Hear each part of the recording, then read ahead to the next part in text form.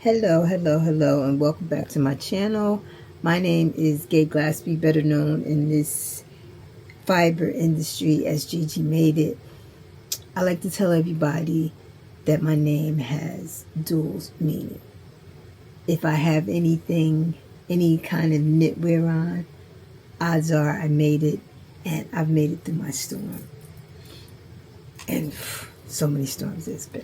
So this is going to really be a short one. So, you ready? Let's go. First, we had a fantastic time on our little trip down to Virginia. I think I shared with you guys that my best friend, well, we turned 60 this year, and her daughter and her husband gave her a surprise birthday party. So we drove down to do that. And I will put a picture of me and my orange themed 60s outfit up here for you. Shelby and I took our time and drove down. She wanted to stop at a bookstore. And I didn't even think to search and see if there were yarn stores in the area. I didn't even think to do that. But next time. But we stopped at a bookstore in Maryland. We met up with Sarah. I'll post a picture here. And I'll say this too. We have made such lifelong relationships in this fiber industry. We met Sarah at a fiber event, and she's now family. But anyway, we did that. We successfully surprised my best friend. And then we went to visit my cousin, who I have not seen like 14 years. So that was good. So we had a good time. This week I want to talk about knitting slumps. Can anybody relate? As most of you know, I am working on Straya by Andrea Mowry. It is a cardigan that I just lost a stitch marker on. I heard it hit the floor. And I'm stuck on Sleeve Island. And I say stuck because I think it's the texture of this and the decreases that I have to do is what I think is holding me up. I don't know why I'm in this bind, because this has never been me. I usually zip through, and I am truly struggling. And I don't know why. I am so excited about the final outcome. I think this thing is going to be so freaking cute. But when I tell you, I packed it up. I took it all the way to Virginia. I didn't take it out one time. All that car time that I could have been working on the sleeves, and I didn't take it out one time. And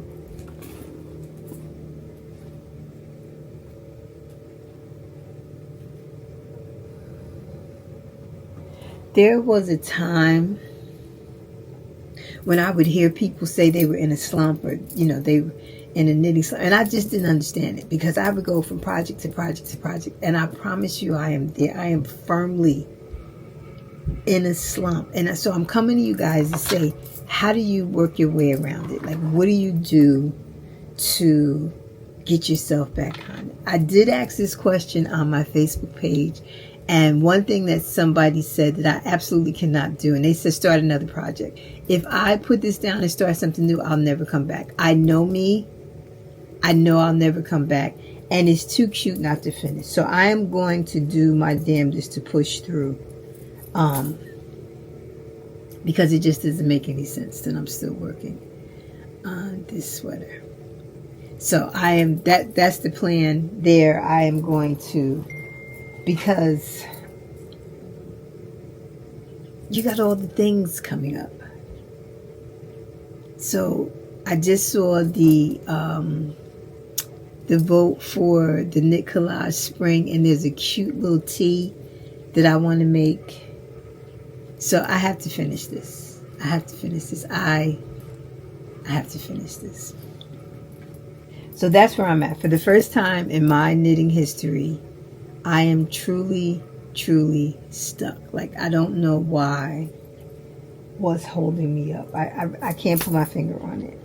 And I promise you, I move it from my bedroom to the living room and bring it right back, and I don't touch it. And I'm just like, what is happening? Usually, put me on a conference call, I grab my knitting. I'm listening to a book, I grab my knitting.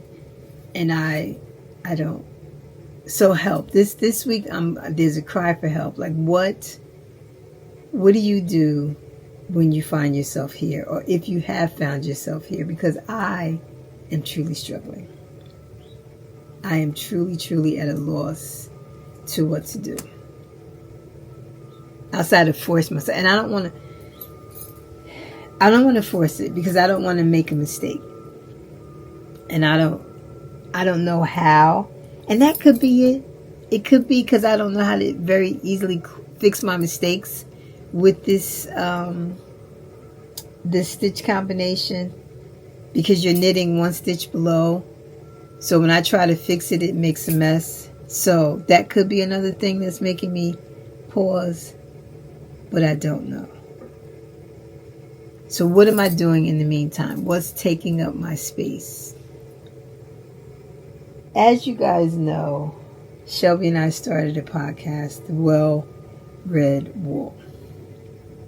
So I need to give you a little background here. I think I've shared with you guys before that I'm an only child. I'm my mother's only child.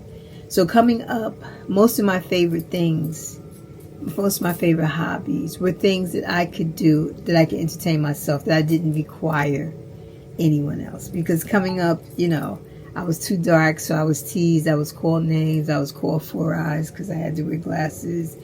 Blackie because I was too dark. Fatso because I was heavier.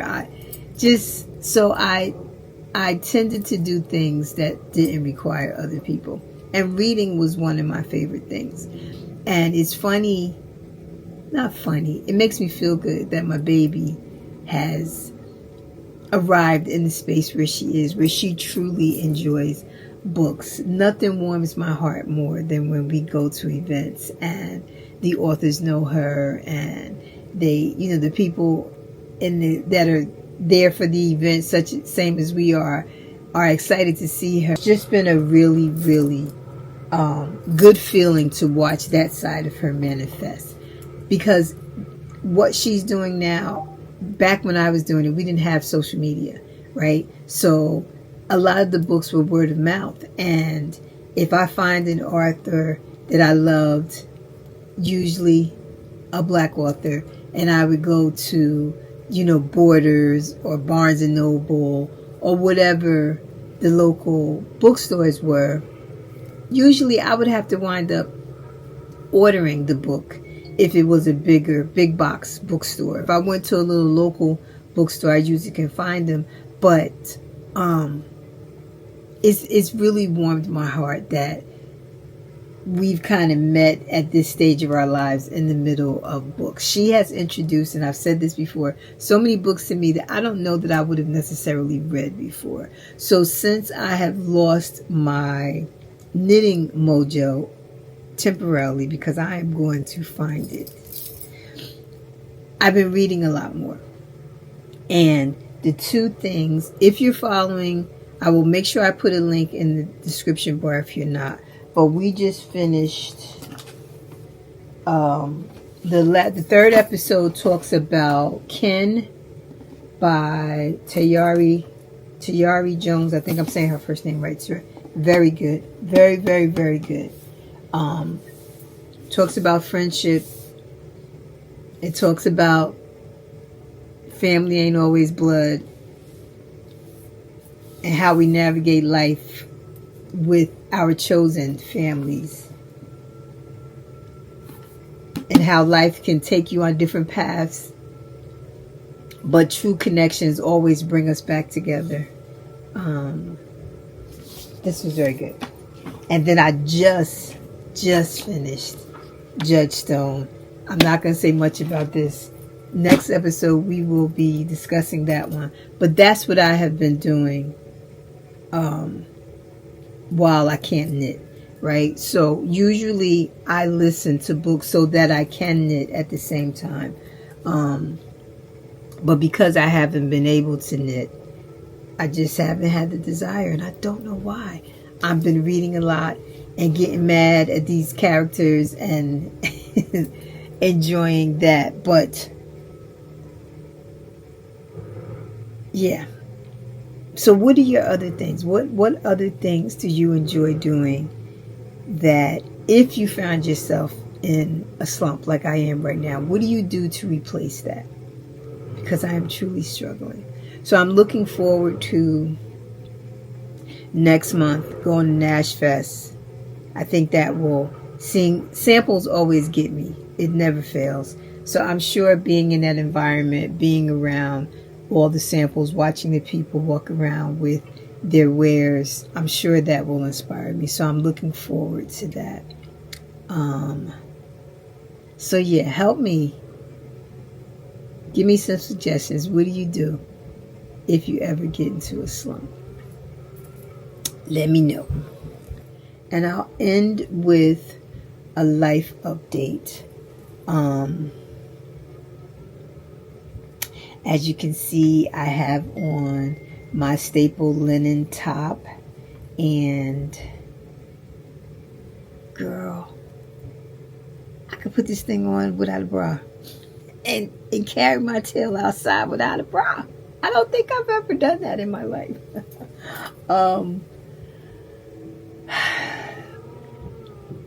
I think I said to you guys, I'm going to wait for the reconstruction until after my birthday. So I'm leaning towards the end of September. I go back to see the surgeon in August.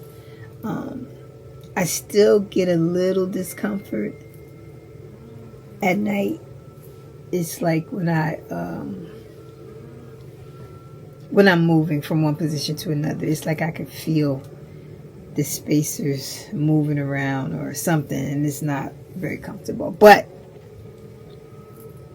I am blessed, and I don't want to end this week's video without reminding you, if you have not scheduled your annual mammogram, please do that. And thank you to those that have reached out and shared your news with me, good, bad, or indifferent. I'm here to listen if you need to scream in the void, if your news is not good. Cheer you on if you've gone and everything is fine. But we really need to get ahead of these things. I've learned that early detection is key. So I think I've shared before, this is my second battle with cancer, and luckily each time I've only had to have surgery. Second time that I've avoided any sort of radiation or chemotherapy, and I am so grateful for that. So please, please, please do everything that you can to stay ahead of it. So if you have already scheduled, did your girlfriend schedule? Did your sister? Did your mom? Make sure everybody goes and gets their girls checked out, and get ahead of it. And that's pretty much all. I'm not even going to get into the state of this world because I don't feel like crying today.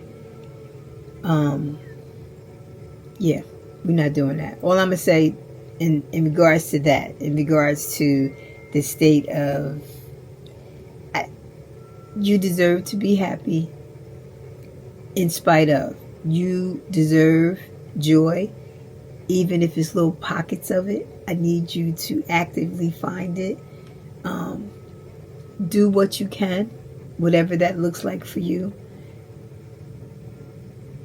And don't drown in it. Don't drown in it. Please don't drown in it. Find a way to find your pockets of joy. Okay, the season is about to change, hopefully. Will be more outside time. Things that make us smile, happy. We'll get through this. Think about it. 2020, we couldn't see the forest for the trees, right? And we got past that. Lost a lot of people in the process, but we got past it. So, pockets of joy. Okay. See you guys next time.